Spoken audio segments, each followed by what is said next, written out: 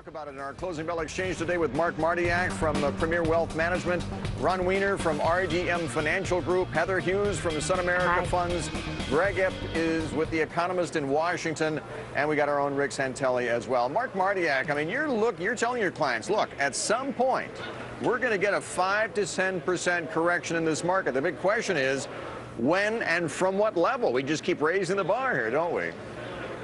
We do. We keep raising the bar, Bill. Happy holidays, by the way. It's nice to be with you on your show today.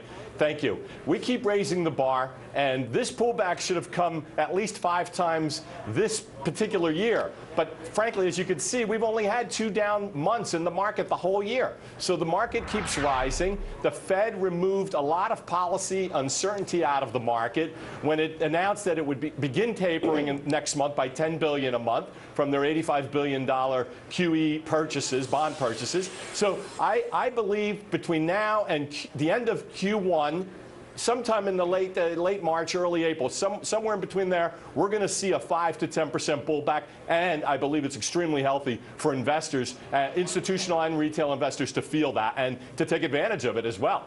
Yeah, I'm going to rattle off a couple of stats here, but if you talk about sentiment on this market, we've got bullish sentiment by the AAII poll at 55%. That's up from a 39% average. Bearish sentiment below 20% compared with a 30% average. We've got the S&P 500 well above its 200-day moving average. In other words, all of these signs that indicate the market is overbought here, and yet, Ron Weiner, you're telling clients you don't think they should rebalance out of equities next year, that they should stick with their allocations, which may be up sharply after the rally this year. Why? Well, first off, what we did is we didn't rebalance all year. So those were 60-40, probably became more like a 66, 67% equities. We decided to let it run. We don't see any reason for the market to go down a lot. 5 or 10%, unless you're a market timer and you're really good at it, it doesn't make sense not to be in the market. Take the hit. It's okay. It's healthy, as the other speaker said.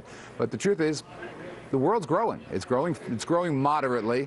U.S. is growing solidly. So you could just invest in solid U.S. companies, mostly multinationals, and stick your toes in Europe and maybe even a little emerging markets because they're cheap. But if there is a pullback, we don't see it being more than 5, certainly not more than 10%. So go for it. And Greg Ip, let's remember this rally, the latest leg started when the Fed when they announced that they were going to taper beginning in January. I mean, it was off to the races after that, rather ironically. But yet, the economic data since that time have been pretty good, haven't they? Well, that certainly vindicates the Fed's decision to start ladling out a bit of that punch that they've had in that big punch bowl there.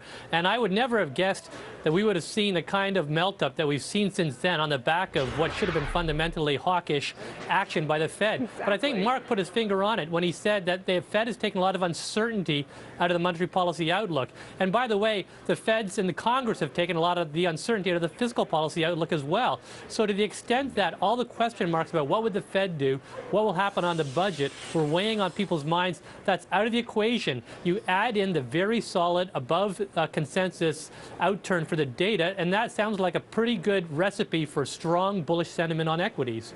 You know, Greg, we know that it takes a while for the effects of higher interest rates, for example, to work their way through the economy, and we could quibble over real rates versus nominal. But I wondered this: if the Federal Reserve members, FOMC members, wake up in January, see 3% yield on the 10-year, the 5-year yield has moved up significantly, is that something they're going to worry about the impact to the U.S. economy down the road, and something they're going to try to push back against, do you think?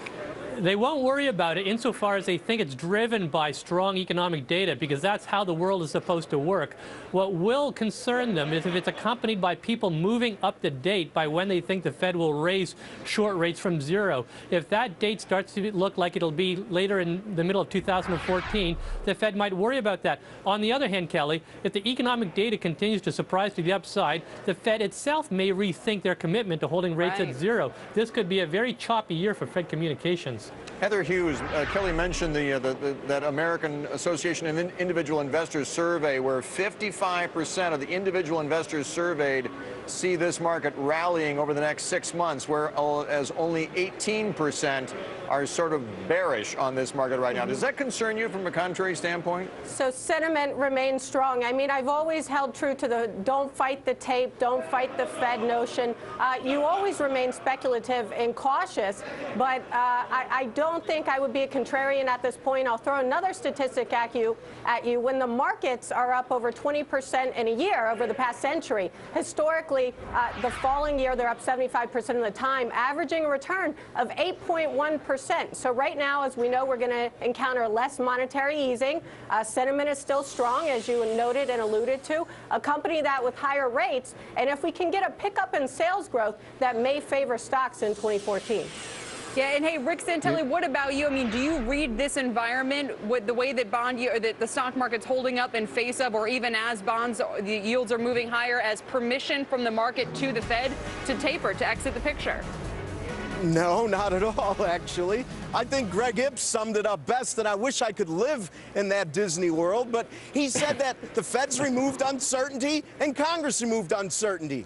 Well, that may be true, but how do you define uncertainty? Congress isn't addressing all the things that are going to get us in the end. They just kicked it. The Fed, they announced a taper, and it's a small one, but they haven't even embarked on it yet till January. Bill, I told you last week, this is a clear zone for stocks. This is Secretariat in the final couple of furloughs. Of course it's going to gallop and gallop. But what happens, not if we cross a threshold, what happens when higher rates do begin to actually filter in? It's not about crossing the finish line with interest rates. It's about running more races with higher interest rates. And sooner or later, it's going to make a difference. Not to mention how all the Fed's activities put money in on the corporate side for stock buybacks, less stocks. On the investor side, more margin debt. I think we've had 3 months running over $400 billion. We haven't been below $300 billion any given month since August of 2012. We can see the way this is going, but if everybody wants to wear rosy glasses toward the end of the year, I don't think they're going to be blinded, at least not this year. That's why we keep you around, Rick. You know, you're the guy that sits in the back of the classroom and says, teacher, you forgot to assign the homework, you know, late on a Friday. Now that we have the $5 up here, I want to know if you investment advisors, raise your hand. Anybody buying Twitter right now? Oh. Would you buy it here? Heads are shaking. Who's raising their hand? Mark seemed a little bit more 70% of online. 70% of revenue comes from advertising. I don't know. I've never clicked on an ad. Have you? I'm not sure. I have. I've actually been favorited a promoted ad, and I'm really embarrassed about that. I didn't even know there were ads on Twitter. It's true. I didn't see that. Mark? I can't comment on Twitter directly, but I can tell you, if you haven't rotated some of your portfolio into the technology sector, you better get in it, because it's a sector that I like in the new year. Big tech definitely has a lot of cash on balance sheets. Sure. Yeah, go ahead, Ron. Yes. I tell you, technology, once CEOs feel that they can actually invest, that they feel comfortable, there's a backlog of CapEx that hasn't been done. A lot of it will be in technology. Unemployment, I don't care if it goes up or down very much, because technology is taking care of a lot of that. But more importantly, I think the financials are going to do terrific, and the industrials, I think they'll come back, because the world is growing modestly. But there's so many people in the world that it's going to result in really good sales, and I think profits will go up. Not like this year, but I'm happy with 10 or 12%. Yeah, very good. Ron and my we got to go, guys. Let's not forget energy, too. We're out of time. Let's not forget energy. We enjoyed the discussion. Bye. Thank you all. And listen, Greg Ip, congratulations. You're going to Disneyland. You didn't know that. Way to go. That'll be a nice end of the year. Yeah, see you later.